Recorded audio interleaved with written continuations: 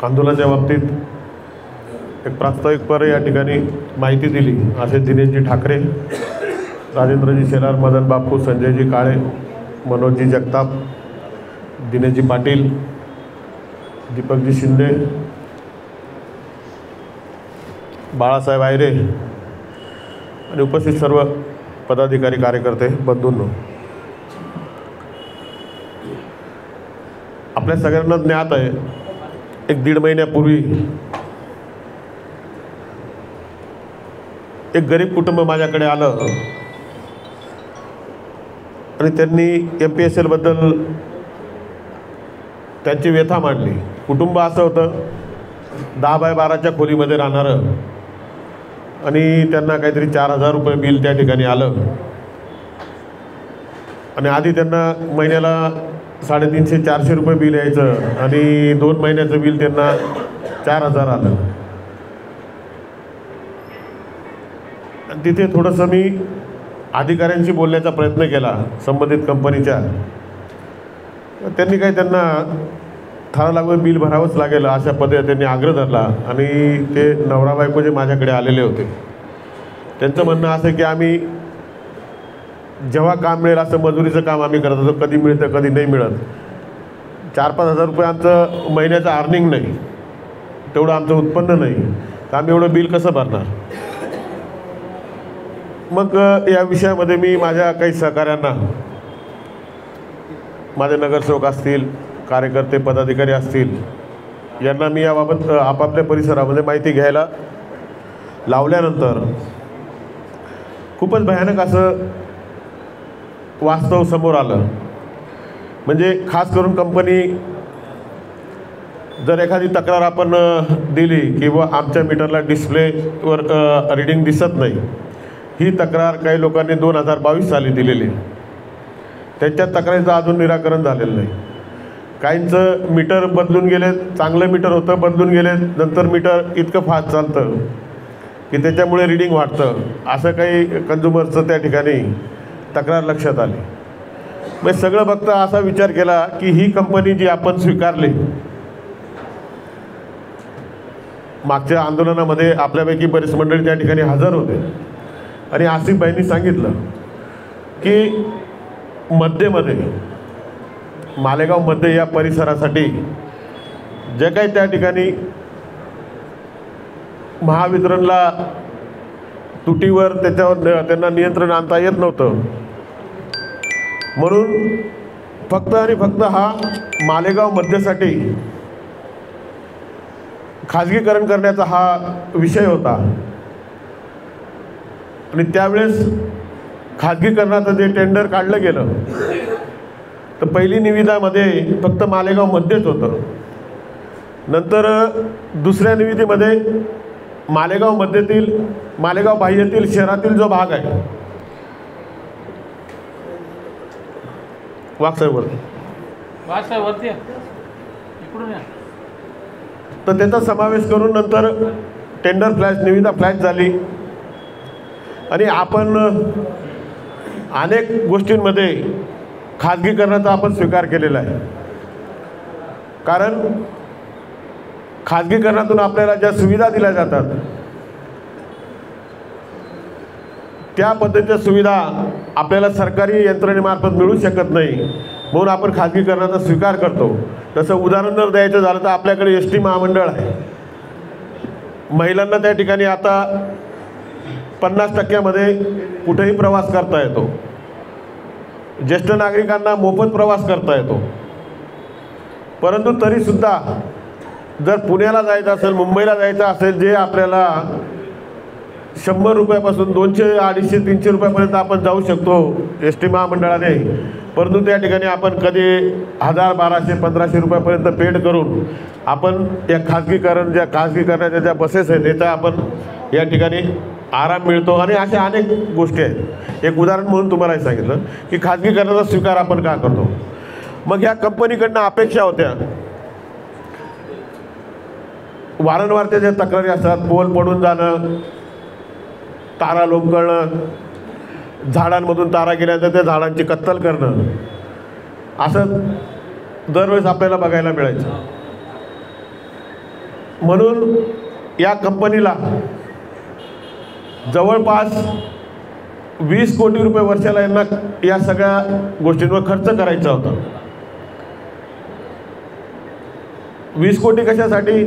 तर त्या झाडांमधून ज्या तारा गेलेल्या असतील, घरांच्या जवळून ज्या तारा गेलेल्या असतील, बिल्डिंगाच्या जवळून त्यांना कोटिंग करणं, त्याचबरोबर काही ठिकाणी ह्या तारा भूमिगत करणं आणि जे ट्रान्सफॉर्मर्स आहेत, आज आपण जर बघितलं तर अनेक ठिकाणी जो काही आपल्याला लोड शेडिंगला किंवा पूर्व सूचना न मिळता कुठं अचानक लाईट जाते, तर ह्या गोष्टी 5 वर्ष होऊन सुद्धा याच्यामध्ये सुधारणा झालेली नाही.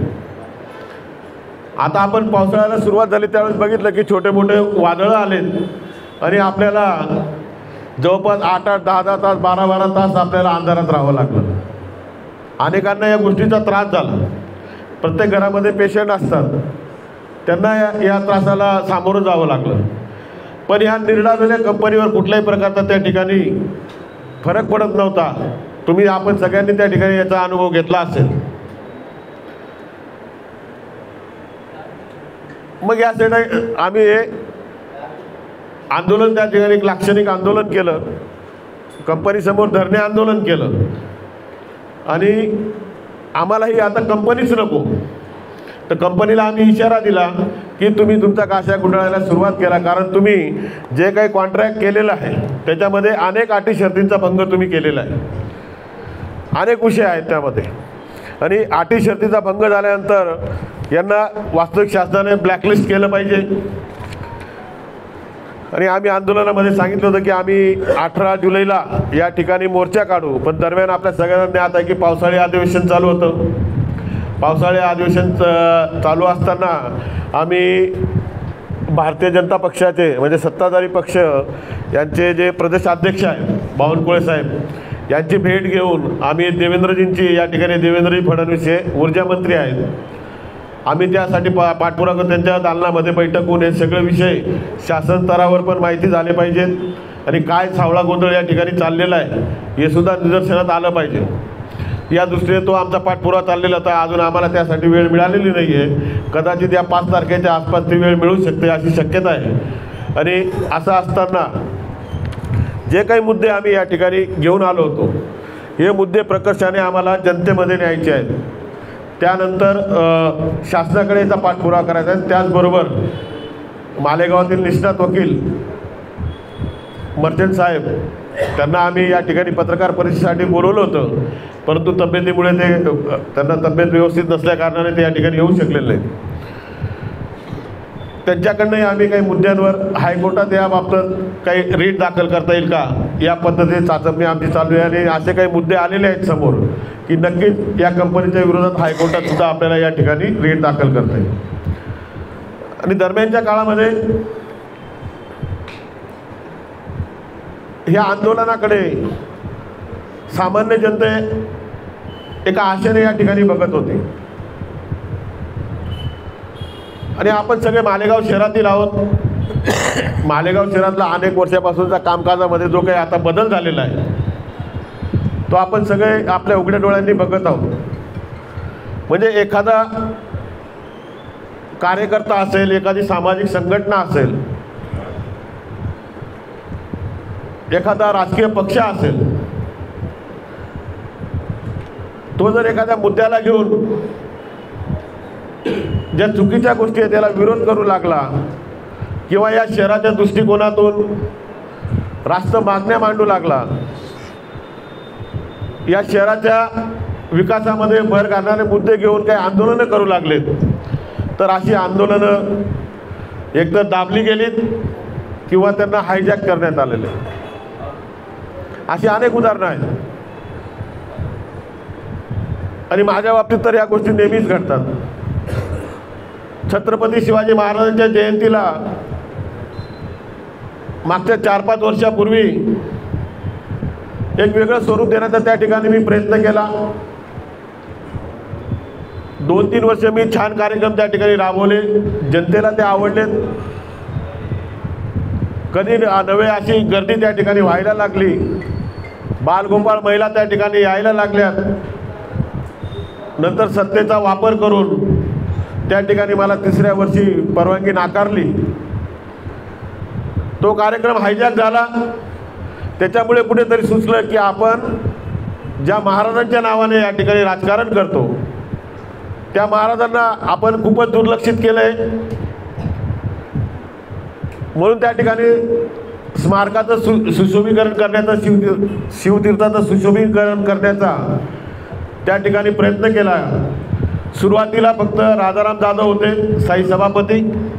त्यांच्या काळात 20 लाख रुपये 30 लाख रुपये त्यावेळेस मंजूर झाले.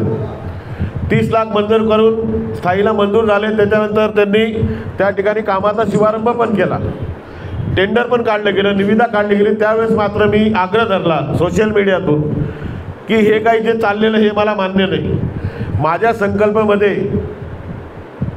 हे बसत नाही. आणि आज तुम्ही 30 लाखामध्ये महाराजांचं स्मारक करायला निघालात तर माझी पोस्ट आज पण तुम्ही माझ्या वॉलवर जाऊन बघू शकतात की त्यावेळेस मी सांगितलं की हे मला मान्य नाही. येणाऱ्या काळामध्ये हे काम मी तोडेल आणि मी माझ्या पद्धतीने त्या ठिकाणी किमान 1 कोटीच्या पुढे या ठिकाणी निधी आणून त्याचं सुशोभीकरण या ठिकाणी मी करेन. नंतर काम थांबवण्यात आलं, वाढीव निधी मंजूर केला. त्याचं 2-3 वेळेस उद्घाटन झाले.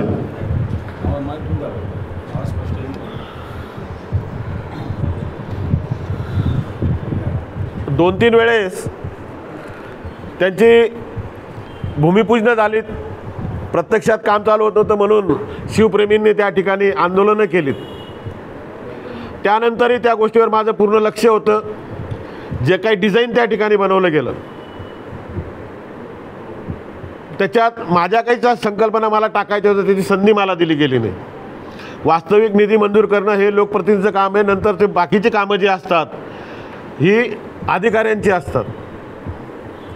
मात्र या ठिकाणी जो हस्तक्षेप होतो प्रत्येक गोष्टीमध्ये आणि आम्ही करू तेच, आम्हाला त्या शहराचं किंवा विकास करण्याचा अधिकार म्हणा किंवा आम्हाला देवाने फक्त आम्हालाच अक्कल दिलेली आहे.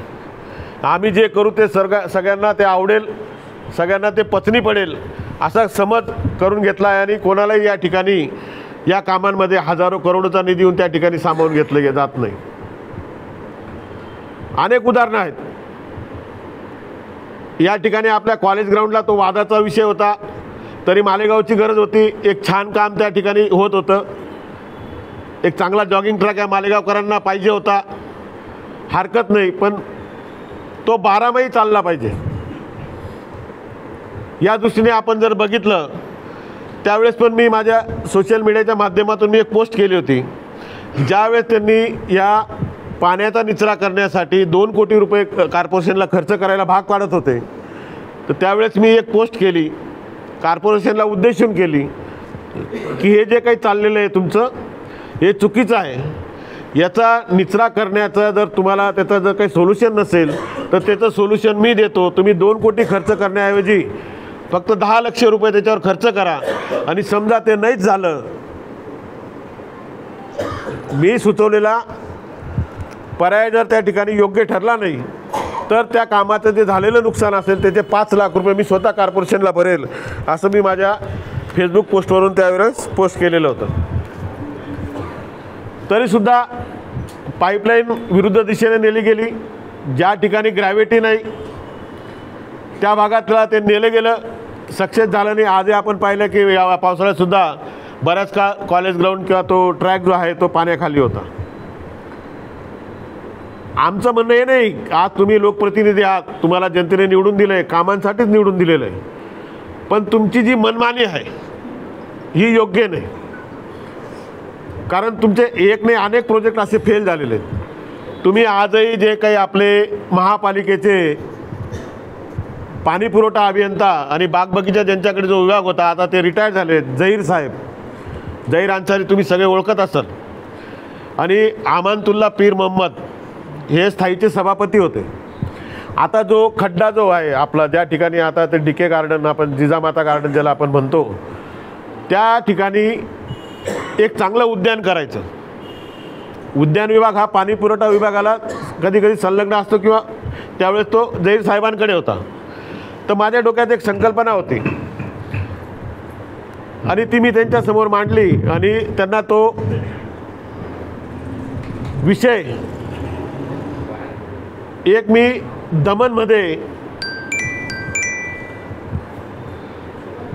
मिरामार म्हणून जे एक हॉटेल आहे, ते हॉटेल असं एक ज्याला म्हणतो आपण आयलँड किंवा आजूबाजूला पाणी आणि मध्ये जमीन, आणि त्या ठिकाणी ते हॉटेल, त्या ठिकाणी सुंदर असं गार्डन त्या ठिकाणी निर्माण केलं आहे हॉटेलवाल्यांनी.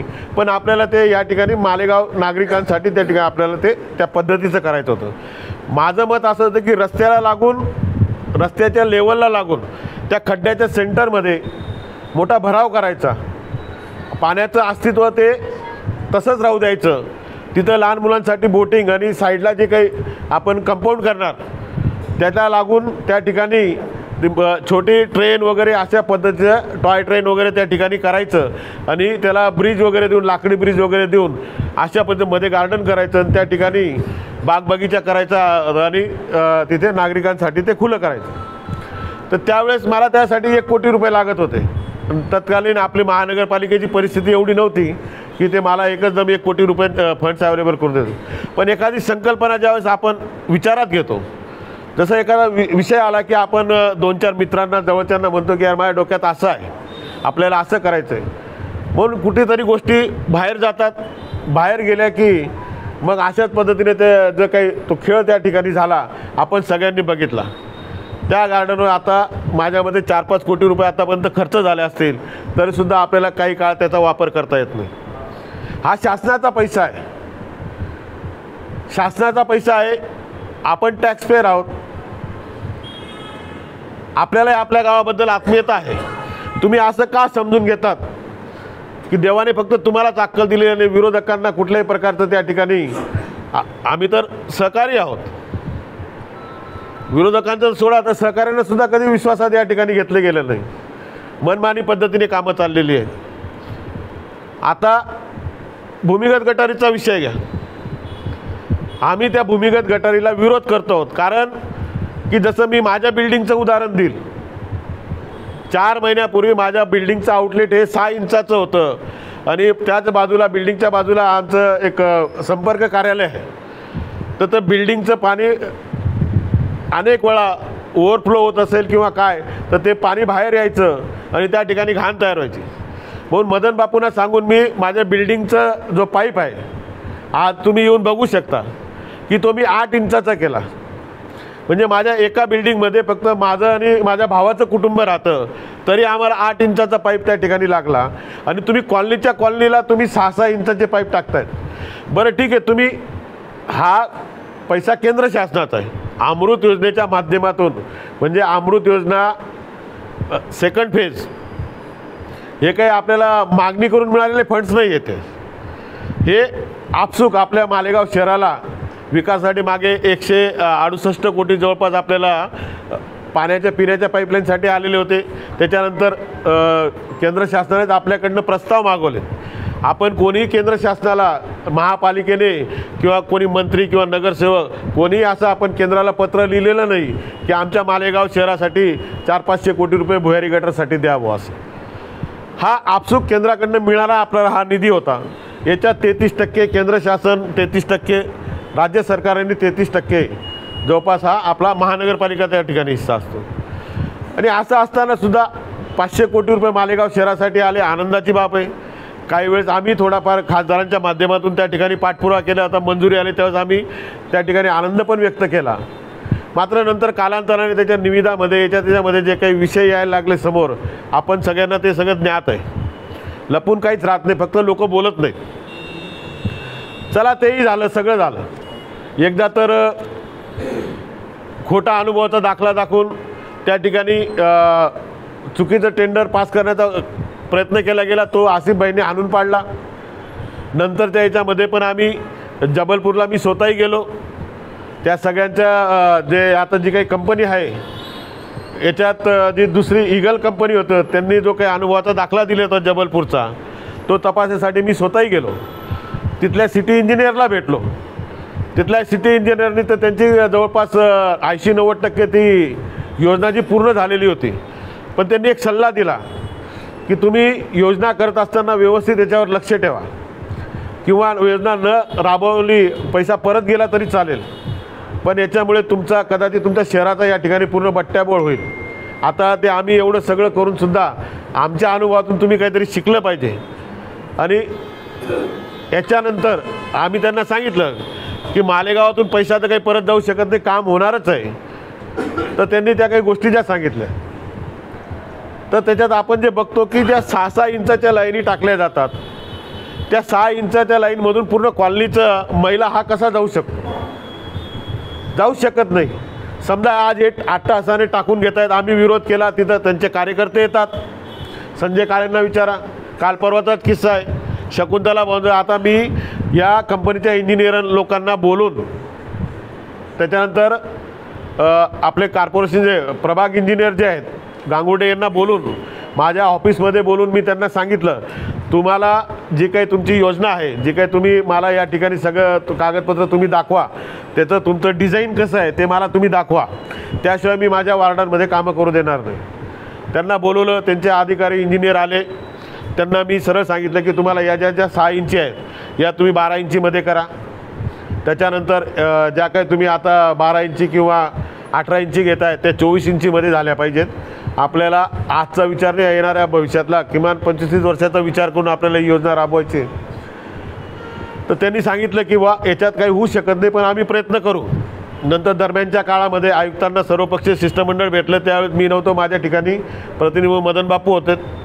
सगळ्या चर्चेत आयुक्तांनी सांगितलं की तुम्हाला सगळ्यांना विश्वासात घेतलं जाईल, त्याशिवाय पुढे जाणार नाहीत. आणि असं असताना आपण बघितलं, काल आयुक्तांनी एक स्टेटमेंट काढलं की कोणी या भुयारी गटर योजनेला निरर्थक विरोध करू नये. निरर्थक याचा अर्थ काय? म्हणजे आयुक्तसुद्धा आपल्याला लक्षात आलं असेल की एकीकडे शिष्टमंडळाला सांगतात तुमचं म्हणणं आम्हाला पटतं, आपण याच्यावर 1 महिन्यानंतर आपण काहीतरी निर्णय करू, आणि नंतर आयुक्त लगेच काल पत्रक काढतात आणि सांगतात की विरोध हा निरर्थक आहे. आणि एकीकडे मंत्री सांगतात की कोणी या भुयारी गटर योजनेला विरोध करू नका, ज्यांनी विरोध केला त्यांच्या भागामध्ये गटर होणार नाही, त्यांना आम्ही त्या ठिकाणी वगळून टाकू. म्हणजे ही काही हुकुमशाही चाललेली आहे का? तुम्ही तिथं काही दबले असाल किंवा काही असाल, त्याचा तुम्ही या मालेगाव शहरातील शहरवासियांना तुम्ही अशा पद्धतीने त्यांच्या अधिकारापासून तुम्ही वंचित कसे ठेवू शकतात? आणि तुम्ही बाकीच्या लोकप्रतिनिधी त्यांचं काय म्हणणं आहे जाणून का घेत नाहीत? आणि इतका 8 तास का चाललेला आहे? ज्या पद्धतीचं तुमचं कामकाज या ठिकाणी तुम्ही दादागिरी करतायत अधिकाऱ्यांना, कार्यकर्त्यांच्या माध्यमातून, ही जनता सहन करणार नाही. कारण आमचा हक्काचा पैसा जातो. आम्ही घरपट्टीच्या माध्यमातून कॉर्पोरेशनला पैसा देतो. आम्ही अनेक प्रकारचे टॅक्स भरून आम्ही केंद्र GST असेल, इन्कम टॅक्स असेल, या माध्यमातून आम्ही केंद्र सरकार, राज्य सरकारला पैसा देत असतो. आणि हे असताना हा आमचा पैसा आहे, आमचा पैशाचा विनियोग कसा करायचा याचा अधिकार आम्हाला सुद्धा पाहिजे. आमच्या सूचना लक्षात घेतल्या गेल्या पाहिजेत. उठसूट कुठला एक विषय आला की त्याचा हायजॅक करायचं, हे धंदे पण आता बंद झाले पाहिजेत. कारण उद्या तुमच्यासाठीच मतं मागायला आम्हाला वरून आदेश आला तर आम्हाला फिरावं लागणार. आम्ही जनतेला काय तोंड द्यायचं? आज तुम्ही गणपती आलेले आहेत, सगळीकडे रस्ते खोदायचा तुमचा प्रयत्न चाललेला आहे. म्हणजे आम्ही उतरायचं, संघर्ष करायचा, आमच्यावर आम्ही केसेस करून घ्यायच्या का? तुम्हाला जर करायचंच होतं तर आधी करायचं होतं. आधी तुम्ही एकतर चुकीचे कामं करून ठेवलेत. कॉन्क्रीट रस्ते आम्ही गोसावी साहेबांना सांगितलं होतं तत्कालीन आयुक्तांना की आता आपले 500 कोटी भुयारी गटरचे येत आहेत, ते कामं चालू होतील, रस्ते तूर्त थांबवून घ्या. त्यांच्यावर दबाव टाकून आधी रस्ते करून घेतले आणि आता भुयारी गटर करतायत. म्हणजे फक्त पैसा आणायचा, पण त्या पैशाचा विनियोग नागरिकांसाठी झाला पाहिजे ना. आणि जर नागरिकांचीच इच्छा नाही, मीच नाही, अनेक लोकप्रतिनिधींची इच्छा नाही, ज्या पद्धतीचं काम चाललंय, सगळेच नाराज आहे त्या विषयावर, मग तुमचा 8 तास कशासाठी हवा आहे? तुम्ही इतके वर्ष कामं करताय तर निवडणुकीची काही भीती आहे का तुम्हाला?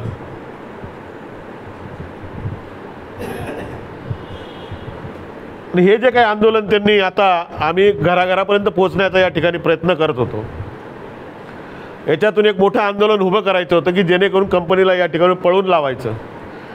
मात्र मध्येच या ठिकाणी बैठक घेतली. बैठक घेऊन ज्या पद्धतीचं आपण सगळ्यांनी बघितलं, तुम्ही सगळे पण त्या ठिकाणी उपस्थित होतात, कंपनीला सुधारणा सुचवल्या गेल्यात. मग तुम्ही 5 वर्ष काय करत होता? 5 वर्ष तुमचं लक्ष नव्हतं का कंपनी काय करते काय नाही? तुम्ही आता सुधारणा, आम्ही सांगतो की कंपनीला घालवा. आज तुमच्याकडे ताकद आहे, सगळं काही. तुम्ही जर ठरवलं तर एका मिनिटात या कंपनीला तुम्ही ब्लॅकलिस्ट करू शकता. मग का करत नाही?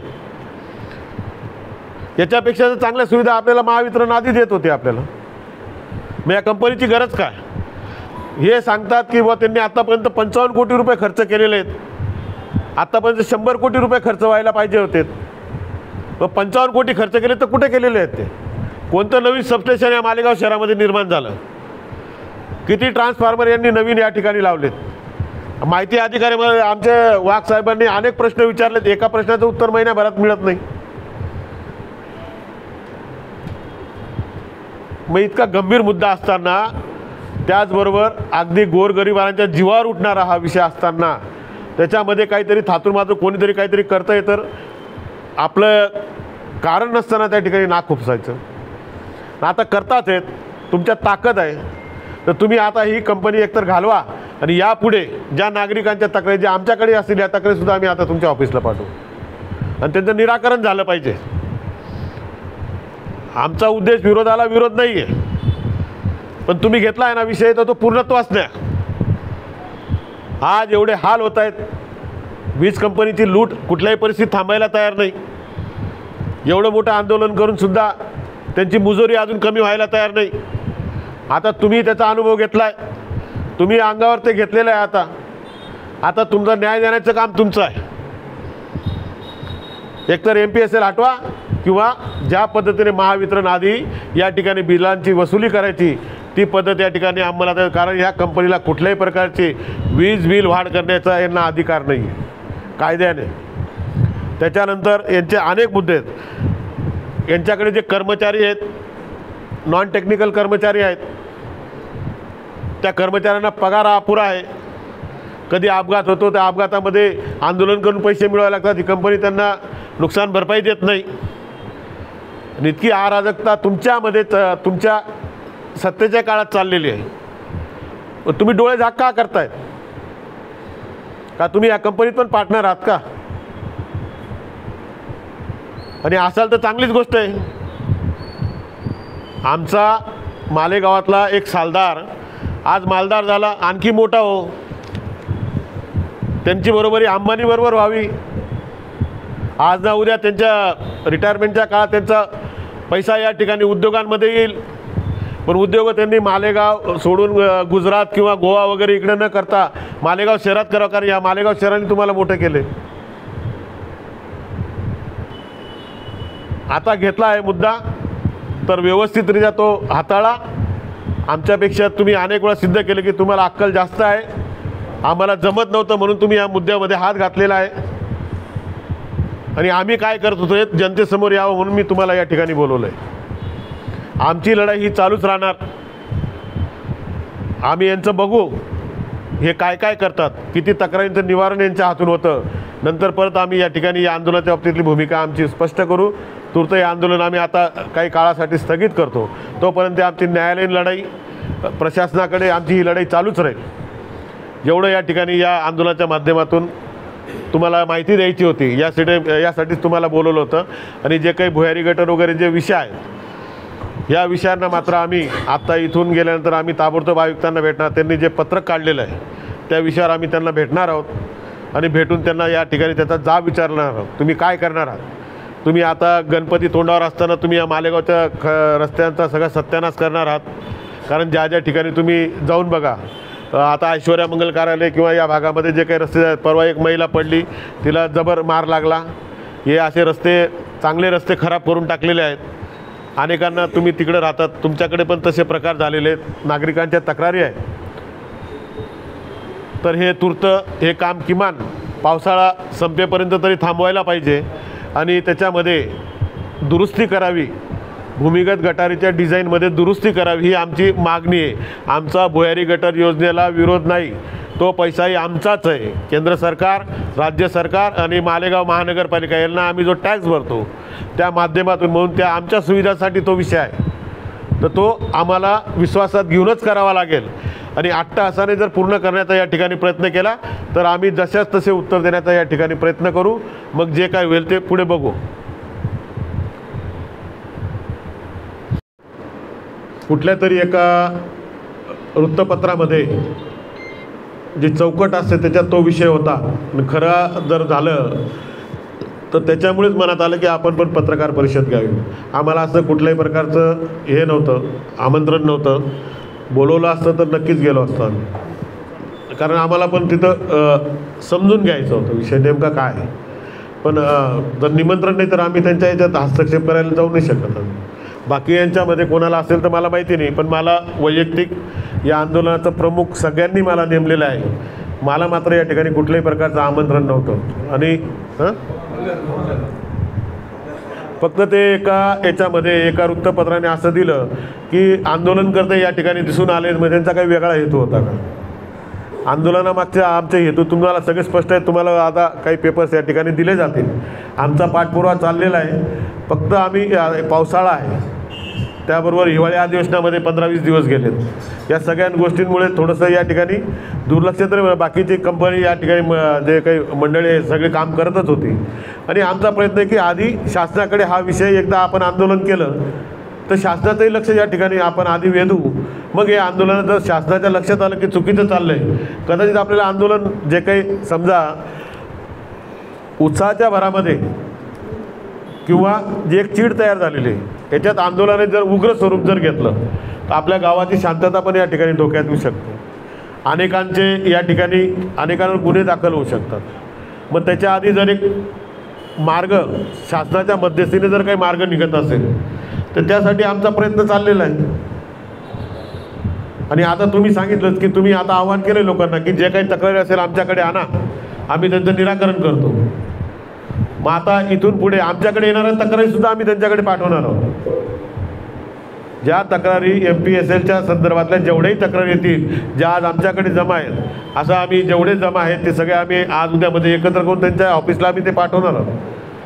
न्याय करा तुम्ही. आमच्या अपेक्षा सर्वसामान्य माणसांना न्याय मिळायला पाहिजे. इथल्या उद्योग व्यवसाय करणाऱ्यांना न्याय मिळाला पाहिजे. आणि तुमची जी काही मनमानी चाललेली आहे याच्यावर तुम्ही या कंपनीवर तुम्ही तुमचं कंट्रोल त्या ठिकाणी ठेवलं पाहिजे. 2-2 वर्ष झाले लोकांचे मीटर बदलून त्या डिस्प्लेमध्ये सुधारणा करून द्या यासाठी ते अर्ज पडून आहेत, पण त्यांना ॲव्हरेज बिल दिलं जातं. या ॲव्हरेज बिलचा हा जो काही खेळ चाललेला आहे याच्यामागचं का आणखी बरेच काही गोष्टी आहेत.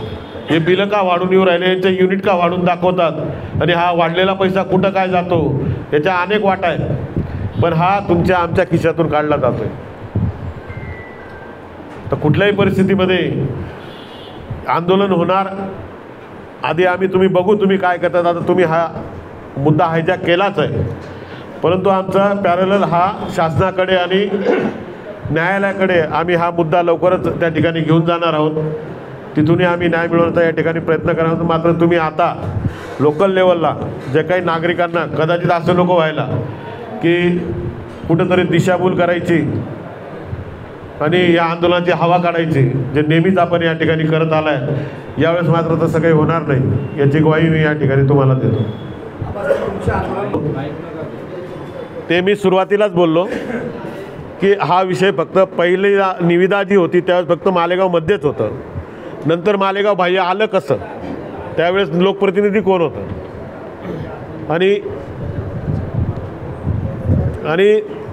जे काही निविदा वगैरे निघाल्या होत्या या आम्ही माहिती अधिकारामध्ये मागवल्या त्यासुद्धा आम्हाला मिळत नाही.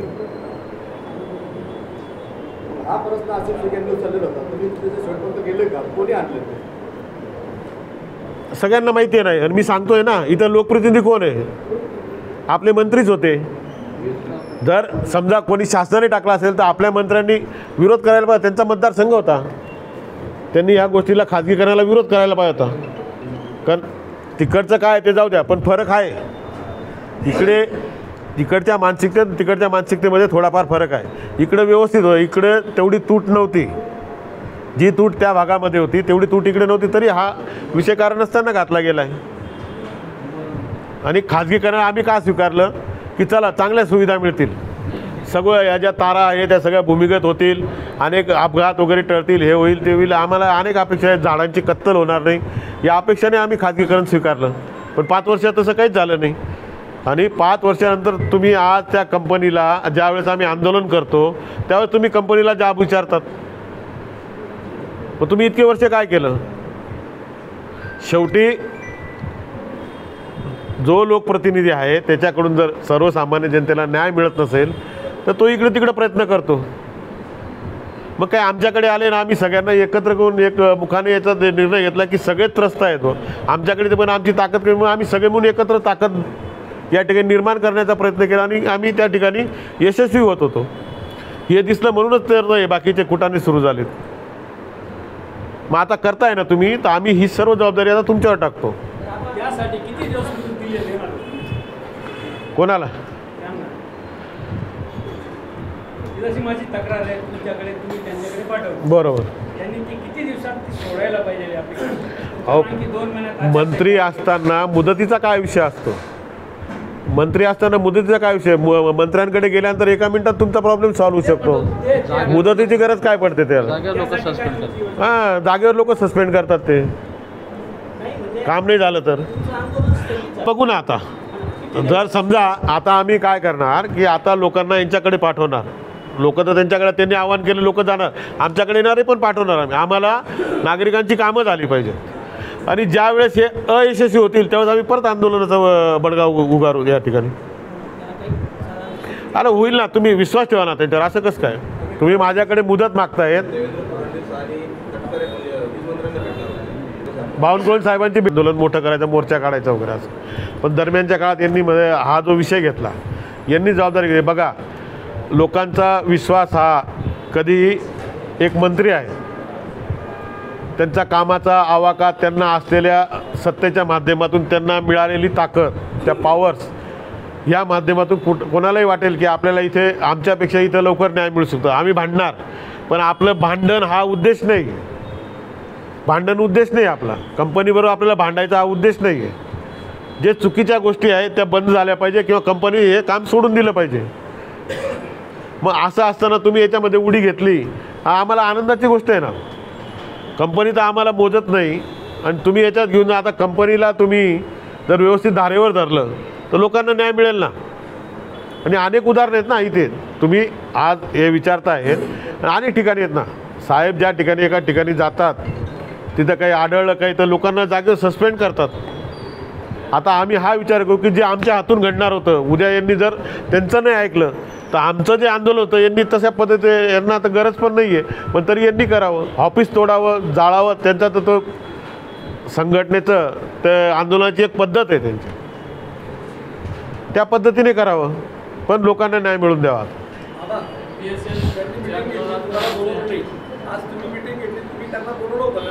कोण कशाला बोलू? आम्ही त्यांना आधीपासून बोलवलं नाही, कारण आमचं म्हणणं आहे की जबाबदारीच त्यांची आहे.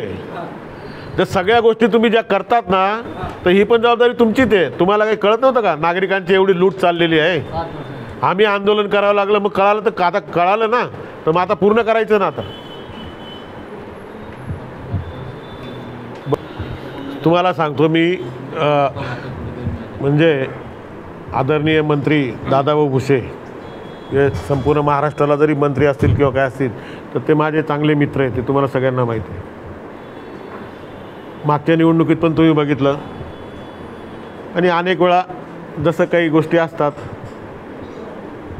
जसं मी आंदोलन केलं, वास्तविक मी इतकं वेळेवर केलं, असं धरून चाला की मी माझ्या मित्राला साथ देतो आहे की हा रोष कदाचित त्यांना निवडणुकीमध्ये महाग पडला असेल, बिल वाढ वगैरे हे ते.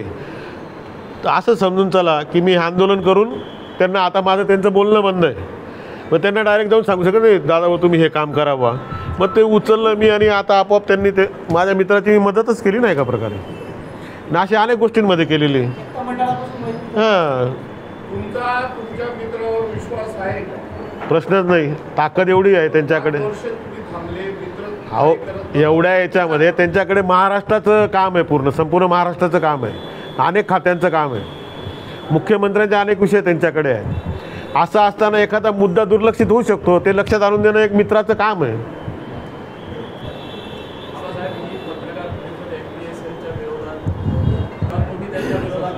एक मिनिट, आम्ही तुम्हाला हेमंतजी तुम्हाला परवा सांगितलं की आम्हाला प्रेस घ्यायची आहे, बरोबर आहे. ती आम्हाला तर त्याच दिवशी घ्यायची इच्छा होती, परंतु मला बरं नसल्यामुळे मी सांगितलं की आपण सोमवारी घेऊ. आता सोमवारपर्यंत भुयारी गटर विषयावर त्याच्या आधीची घटना कुठली घडलेली होती की सर्व पक्षीय शिष्टमंडळ जाऊन आयुक्तांना भेटलं, त्यांनी त्यांची बाजू मांडली, आयुक्तांनी त्यांना शब्द दिला की 1 महिन्यामध्ये आपण या सगळ्या गोष्टींवर व्यवस्थित तोडगा काढू, नंतर कामाला सुरुवात करू, बरोबर. मग आता काल जर आयुक्तांचं पत्रक निघालं तर आम्ही आज त्या मुद्द्यावर बोलायचं नाही का? नाही, आता आम्हाला संशय आहे. आयुक्तांनी त्यांचा शब्द बदलला, ऐका, आयुक्तांनी त्यांचा शब्द बदलला. त्यांनी शिष्टमंडळाला काय शब्द दिला होता की 1 महिन्याची मुदत मागितली होती त्यांनी. मग त्यांनी काल एवढ्या घाईघाईने की विरोध निरर्थक आहे, यांना कुठून एकदम एवढं ब्रह्मज्ञान प्राप्त झालं? किंवा माझं मत आहे की आयुक्तांनी मंत्र्यांच्या दबावामध्ये ते स्टेटमेंट काढलेलं आहे. मग काय बोलायचं नाही? खासदारचा शब्द बदलवला आयुक्तांनी, खासदारांना दिलेला शब्द बदलवला आयुक्तांनी. एकंदर सगळे विषय त्यांच्याच विरोधात झाले. मग याचं अहो. विधानसभेत निघेल का? आता निवडणुका एकदम तोंडावर आहे. आता तुम्ही विधानला, मी एक नेता आहे, मी माझ्या उमेदवाराला मी कशाला अडचणीत आणेल? युती होणार आहे, युतीला जागा ही शिवसेनेलाच जाणार आहे. मला त्यांचं काम मला जेव्हा वरून आदेश येईल तर मला त्यांचं काम करावं लागणार आहे. मग काम करत असताना मी लोकांना काय सांगू? मग अजून वेळ आहे ना आमच्याकडे, निवडणूक अजून 1.5-2 महिन्यावर, काही सुधारणा करता येतील आम्हाला.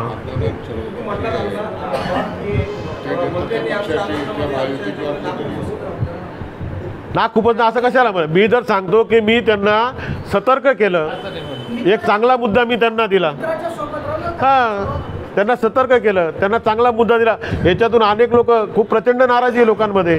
तुमच्यासारख्या अनेकांना तुम्ही त्याचे बळी ठरलेले असाल. आहेत ना, हितासाठीच आहेत ना, त्यांचं मत असं थोडी आहे. त्यांचं यासाठी आम्ही एकदा सर्वसामान्य नागरिकांना न्याय मिळायला पाहिजे. जर ते भुसे साहेब देत असतील तर कोणाचं नाव आहे इथं? बाबासाहेब असं म्हटलं जातं, शिंदे सेनेने भाजपचं काम केलं नाही लोकसभेत, काही नाराजी आहे का? ते राजकीय विषय नाही, आता फक्त सर्वसामान्य नागरिकांचा विषय चालू आहे. इलेक्शनचा विषय नंतर काढा. ते आता ज्यावेळेस युतीच्या बैठका वगैरे होतील, त्यावेळेस ते विषय येतील ना.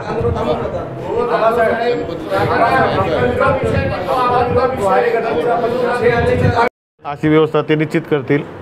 त्याच्यानंतर दुसरा विषय जो अचानक आला भूमिगत गटारीचा, या विषयावर मात्र कुठल्याही प्रकारचं कॉम्प्रोमाइज होणार नाही. आणि या ठिकाणी मी तर म्हणतो की यांनी आता महिनाभर हे काम स्थगितच करावं. गणपती उत्सव आहे, अनेक ठिकाणी अडचणी निर्माण होतील, पावसाळा चालू आहे, उगा त्यांनी अट्टास करू नये.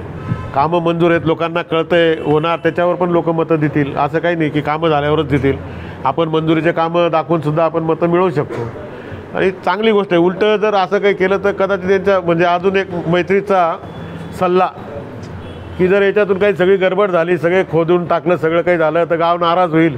आणि जे मला जबलपूरच्या सिटी इंजिनियरनी सांगितलं त्याचा पूर्ण फटका यांना बसू शकतो. मी माझ्या मित्राची काळजीच घेतो आहे. तर तूर्त बंद करावं, हे गणपती उत्सव होऊ द्यावा, पावसाळा थांबू द्यावा, मग कामाला सुरुवात करा. तुमच्या मित्राकडून तुमची अपेक्षा पूर्ती झाली नाही, हां, तर मग निवडणुकीत तुमची काय भूमिका राहणार आहे? नाही, मला मित्राबरोबरच राहावं लागेल. मित्र म्हणजे मीन्स आमचं, हे सर्व करायची गरजच नाही. ऐका ना तुम्ही, मित्र मीन्स मित्र ते आवर एक खाजगी मैत्री आणि एक राजकीय. म्हणजे आता आम्ही महायुतीत आहोत. महायुतीत मला पक्ष मला आदेश करेल तर माझा पक्षाचा आदेश मानावा लागेल ना. माझ्या नेत्यांनी मला सांगितलं, उद्या समजा बावनकुळे साहेबांनी सांगितलं, जयकुमार रावळांनी सांगितलं, गिरीश भाऊंनी सांगितलं, देवेंद्र भाऊंनी मला सांगितलं, दादा भुसेंचं आपल्याला काम करावंच लागेल कुठल्याही परिस्थितीत, तर मला करावं लागेल. असं काय करतं? त्यांनी केलंच ना आमचं काम आता लोकसभेला. आता मी तुम्हाला सांगितलं ना, आता ते जनतेला आम्ही आमच्यापर्यंत येऊ बोलवू, त्यांना सांगू की आता तिथं जा, तुम्हाला जागेवर निर्णय त्या ठिकाणी मिळेल. तुमचं तक्रार बिल, वाढीव बिल आलेलं आहे ती आहे, तर ते कमी करून देतील तुम्हाला.